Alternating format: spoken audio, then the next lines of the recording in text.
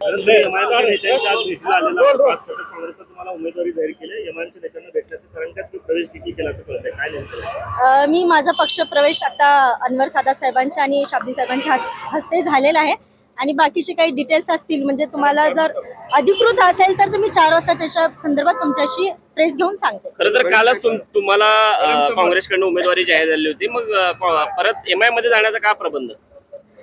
आपल्या सगळ्यांना माहीत आहे काँग्रेसमध्ये थोडंसं माझ्याबद्दल जे वातावरण होतं, जे एमआयएम आणि काँग्रेस मला जे प्रश्न विचारण्यात गेले, मला माझ्या लॉयल्टीवर सारखं विचारण्यात आलं आणि त्यासाठी मी विचार केला की एमआयमध्ये जाण्याचा उमेदवारी तर आश्वासन दिलेलं आहे.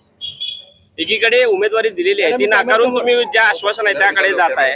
हो, एकीकडे उमेदवारी अगोदरच जाहीर झालेली आहे. दिलेली आहे आणि मी एमआय मध्ये जात आहे. लोकांचा आणि माझ्या कार्यकर्त्यांना विचारात घेऊनच मी हा निर्णय घेतलेला आहे.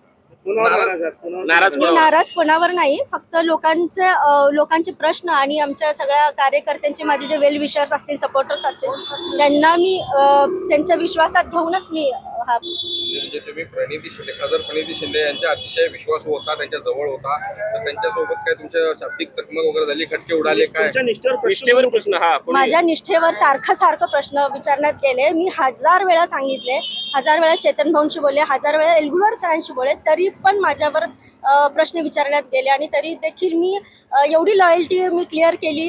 मी त्या ठिकाणी इच्छुक फॉर्म भरण्यासाठी गेले, त्या ठिकाणी माझा इंटरव्ह्यू देण्यासाठी गेले, तरी देखील मला प्रश्न विचारण्यात आले. तर त्यासाठी मी थोडंसं मानसिक माझी मेंटली परिस्थिती थोडी वीक होती, त्यासाठी मी एमआय पक्षात प्रवेश केला. खासदारांवर नाराजी आहे का?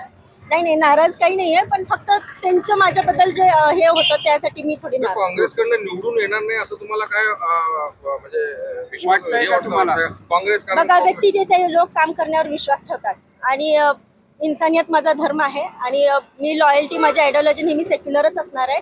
पक्ष बदलला म्हणून माणूस बदलत नसतो आणि काम करण्यावर लोक माझा भरोसा करतात. त्यासाठी पक्ष कुठला का असेना, लोक माझ्याला मदत करतात. ओके.